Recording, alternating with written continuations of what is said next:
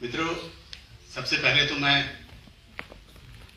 अपने प्रथम काव्य संग्रह लाड़ा टोला के लिए राही डुमरची, जिन्हें हम राजीव के नाम से जानते हैं, उनको बहुत बधाई देता हूँ।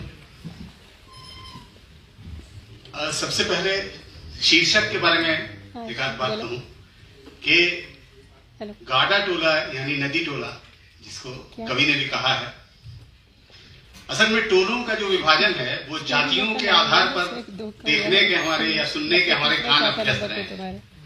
हम लोग हमेशा देखते हैं ये अहिर टोला है, ये दक्षिण टोला है, ये भगवान टोला है, ये बभन टोली है, इस तरह से चीजों को हम लोग देखते हैं। लेकिन गाड़ा टोला जब हमारे सामने आता है तो वो सारी मान्यताएं ध्वस्त हो जाती हैं और एक अलग तरीके से, अलग नजरिए से देखने को हमें प्रेरित करती है।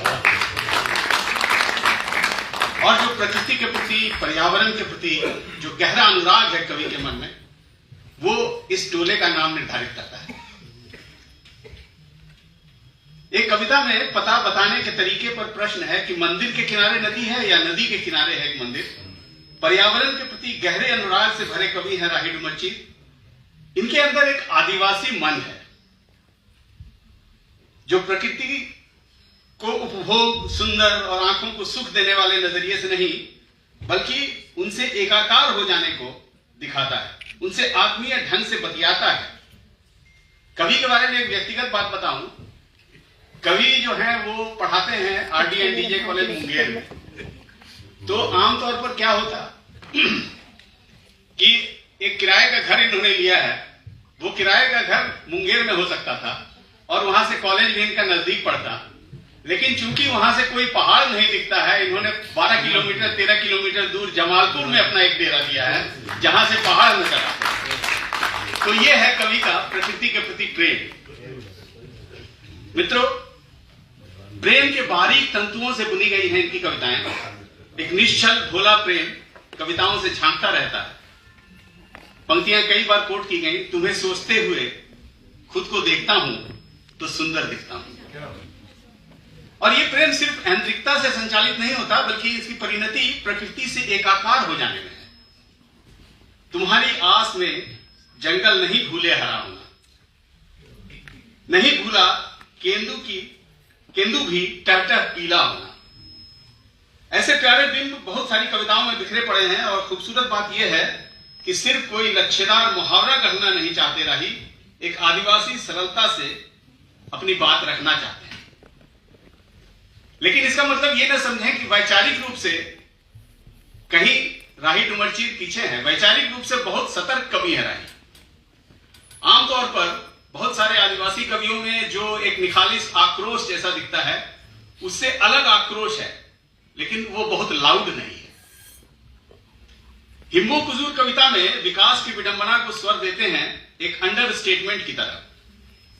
आज हिम्बू कुजूर को उसके ही गांव की लावा नदी से बालू ढोने वाला एक अनजान ट्रक नई पक्की सड़क पर कुचलकर चला गया। या फिर अमित मरांडी का अचानक गायब हो जाना बहुत सारे संकेत छोड़ता है। शोषण, विस्थापन, निर्वासित हो जाने की पीड़ा के स्वर जहां तहां मिलते हैं।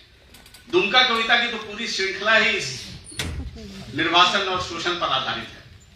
रिमिल टुडू कहता है कि हमारे फुटबॉल के मैदानों को तुमने क्रिकेट के मैदान में 12-12 पिचों में बदल दिया। तो एक डाइकोटोमी खड़ी होती है, जो आदिवासी सोच है और जो दिकू सोच है उसके बीच में। भाषाई सतर्कता के भी कवि हैं राही। पहाड़ से रिश्ते के बोझ की तुलना कवि को व्यथित करती है। पहाड़ बोझ नहीं प्यार है कहते हैं। अजीब सौंदर्य बोध पर भी टिप्पणी है कि हमारे बीच एक जंगल है जो मिलने नहीं देता। कवियों को अभी यह भाषा सीखनी है जिसमें बांसलोई नदी से बतियाता है जंगल। उस भाषा को आविष्कृत करना ही कवि का उद्देश्य है। इसमें आगे एक कविता में वो कहते हैं कि इज्जत का मिट्टी में मिल जाना सुखद। ये बिल्कुल जो एक प्रचलित मुहावरा है उससे बिल्कुल अलग है। इज्जत का मिट्टी में मिल जाना हमारा जो समाज है वो उसे बहुत बुरा मानता है। लेकिन वो कहते हैं कि जब मिट्टी में मिल रहा है तो वो सुखद है, वो अलग कैसे हो सकता है, वो बिल्कुल बुरा नहीं है। बांसलोई ने कहा, मुंहजोर होना ठीक नहीं है, दिल किसी का भी हो नमी न दे सको तो उसे चोट पहुंचाना ठीक नहीं है। एक नदी बहुत ही मध्यम आवाज में ये बात कहती है, और यही सोच जो है वो बांसलोई को पहाड़ी छोटी नदी के रूप में हिकारत से जो देखने वाला नजरिया है उसके विरुद्ध एक प्रतिरोध भी है, एक आदिवासी सोच का प्रतिनिधित्व करता है। किसी को भी छोटा समझना या नीचा दिखाने के खिलाफ है ये सोच। प्रकृति का हर छोटा बड़ा अवयव उतना ही महत्वपूर्ण है। राही मित कथन के कवि हैं, कम शब्दों में अपनी बात कहते हैं। वैसे ये कम सुखन भी है, कम बोलते भी है। जो आदिवासी स्वभाव है कम बोलना और बोलने में संगीत की उपस्थिति, बहुत छोटी और अत्यंत छोटी कविताओं की संख्या जो है ये बात इस बात को साबित करती है कि कवि जो है सिर्फ स्मार्ट जुमलों का कवि नहीं है। सरल शब्दों में जरूर अपनी बात कहते हैं, लेकिन भाषाई हिंसा आक्रामकता से भरे इस समय में राही की कविताएं सचमुच एक ठंडी छांव की तरह आती हैं, जिनकी पक्षधरता बिल्कुल स्पष्ट है। पक्षधरता में कहीं पीछे नहीं है राही। रास्ते हो तो दरख्त भी हो, कविता में इतनी छांव जरूरी है। कविता में छांव को बनाए रखने के लिए कवि को बहुत बहुत बधाई, और इस पहले संग्रह से बहुत उम्मीदें बढ़ाई है, उसके लिए बहुत बहुत धन्यवाद।